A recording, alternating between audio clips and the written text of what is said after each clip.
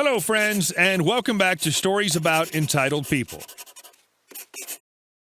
Today we have a new set of crazy stories about crazy people for you to enjoy.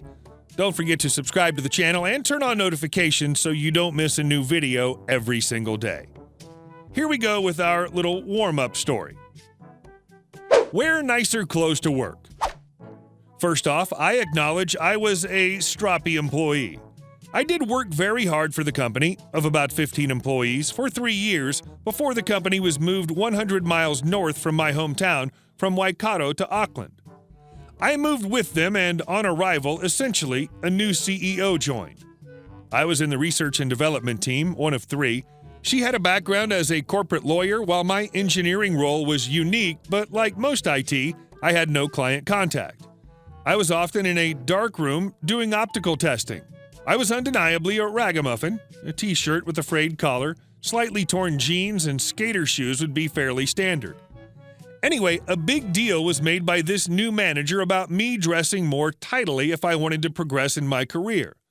So I went and bought new leather shoes, dress pants, and a black dress shirt.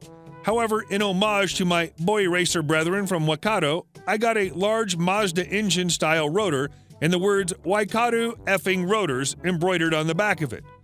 On its first outing, I bumped into the new CEO at the front door of the office, and she was very, very impressed with my effort.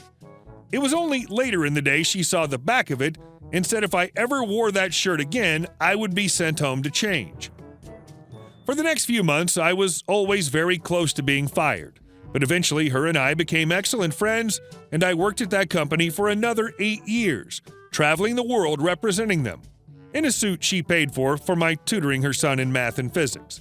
However you see it, it was malicious compliance and a bit of pushback against a new boss trying to change the company culture. What is it with new bosses coming in and immediately trying to effing fix everything that ain't broken? And our next story.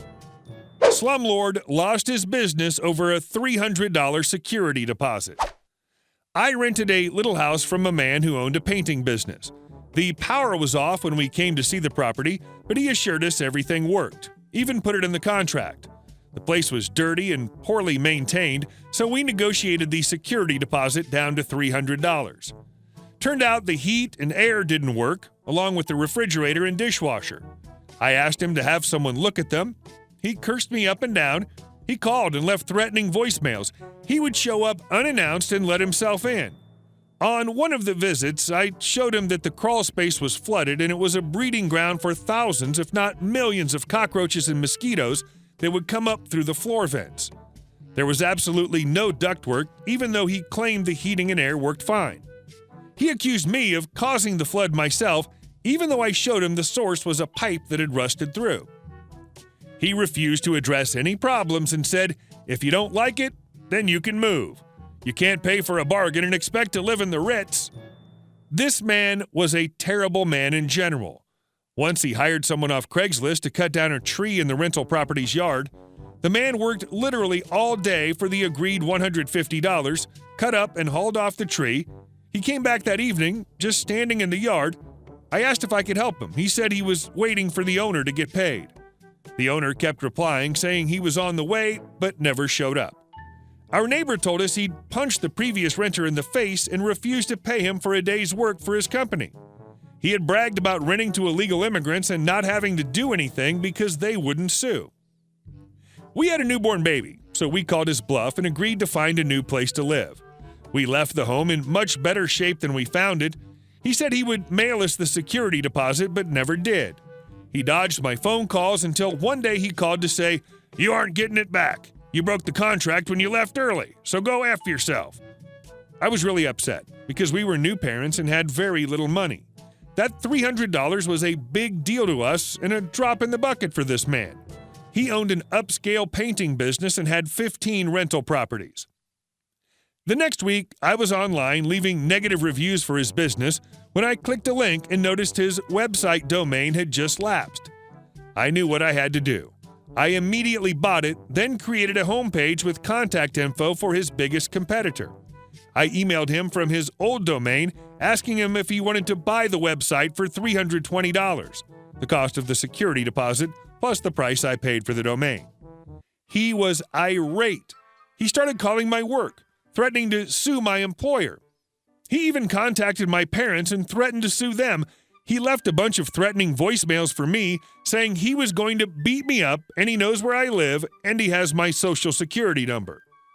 I received emails from several review sites asking if I was trying to update the contact info for the business.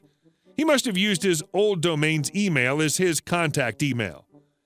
I didn't want to get in trouble for impersonating his business, so I did not respond. The contact info was never changed. I received a few emails from potential clients. I called him and told him about the painting job requests. I gave him the contact info for one of the clients to prove I wasn't just making it up. I told him it was the last time I was going to do that for him and suggested he buy the website back in order to not miss out on any other jobs. He told me he was taking me to court. I told him I had recorded his threatening phone calls and saved all his texts and voicemails. He said he was going to sue me for illegally recording him. Not illegal in my state. I said, I look forward to seeing you in court where I countersue and press charges for harassing me. And I hung up. He called back and cussed me out for hanging up on him.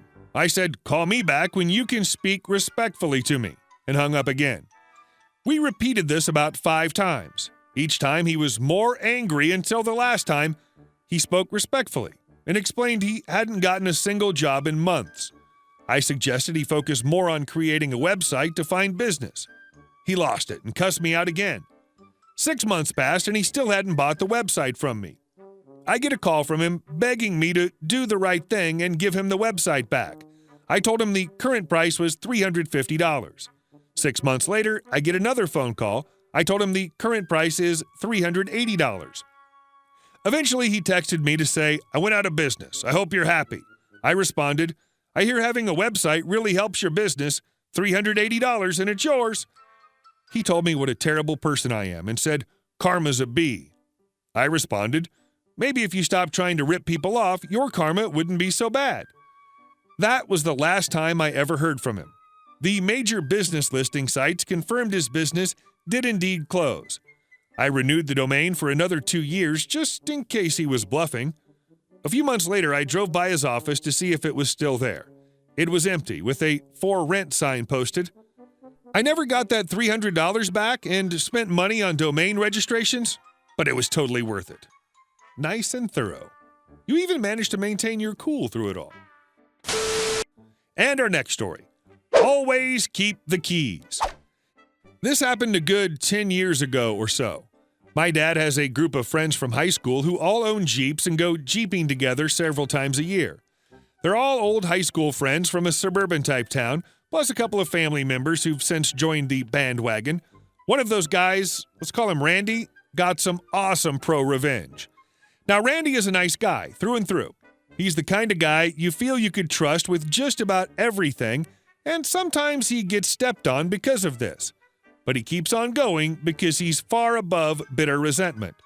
Randy also has a nice red Jeep he takes on the trails with my dad and the rest of his friends. It looks like your standard Jeep, but he's put a lot of money into it, fixing it up and modifying it to run the trails they like to go on. Turns out someone else decided he had a nice Jeep too. Randy wakes up one morning to find his Jeep gone. It doesn't take long to realize it's been stolen. They rally a search, call the police. Nothing for about a week until they finally find his Jeep flipped over and stripped bare in the middle of an orchard.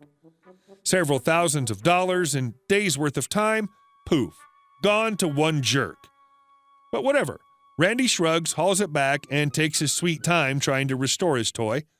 Several months go by, the police have no luck, and we're all convinced the guy got away scot-free. I mean, most of the parts were standard stuff. They probably got separated and sold off on eBay. Heck, he could be selling them at a swap meet and there'd be nothing we could do about it because how could we prove those parts were Randy's? It's a done deal, we realize. Nothing to do. We kind of even forget about it for the most part. Then, one day, my cousin in the next town over gets a knock on his door. Now, my cousin is basically mid-age between me and my dad. He has his own Jeep, goes on trips with everyone else, and so he thought nothing of it when some random guy knocks on his door telling him, "Hey, I saw you had a Jeep. I happen to have some Jeep parts for sale. You interested?" "Of course," my cousin says without thinking. "What do you have?" A whole lot. Come on over. So my cousin goes to this guy's house and sees an array of Jeep parts, including a hardtop shell. He thinks to himself, I have all this, but I have a buddy who's looking for a lot of this stuff. Here's his number. The guy, also not thinking, says, yeah, let me do that. So Randy gets a call from a guy trying to sell Jeep parts in the next town over. Why not take a look, he thinks. He calls my dad and they head over in my dad's truck prepared to buy some parts. They start talking with the guy, looking at the stuff, realizing he has a lot of the same things Randy's looking for. Everyone gets happy seeing that a transaction is about to occur. Then Randy and my dad start noticing things. That part there? Look at that weld. That's not standard. That looks an awful lot like the weld you and I did. Oh, look at that. Didn't we repair that part just like that too? Wait a second. It dawns on Randy that he's looking at his own crap, and the guy trying to sell him the stuff is the thief. His mind flashes red, his eyes go wide, but he's not prone to violence and thinks ahead. He wants pro-revenge. He realizes instantly he can't prove any of the stuff is his. How could he prove that weld was done by him? He can't. He's only got one saving grace. The hardtop shell still has the original lock. And back home, Randy has the original key hanging up in his garage. I'd really like to buy this stuff, he says to the thief. Let me go get my trailer, 'cause the truck we brought isn't big enough. Absolutely, says the thief. Today's his lucky day. He's sure of it. So Randy goes home, calls the cops, grabs his old key, and heads back to the thief's house. With the cops standing by as witnesses, he walks up to the hard shell top and opens it. Randy gets every single part he lost back, and the thief goes to jail. Always keep the keys. Man, that had to be a sweet feeling watching that a-hole get hauled off and getting all his stuff back. 10 for 10, A+. Hey guys, thank you all for watching the video, and I'll see you in the next one.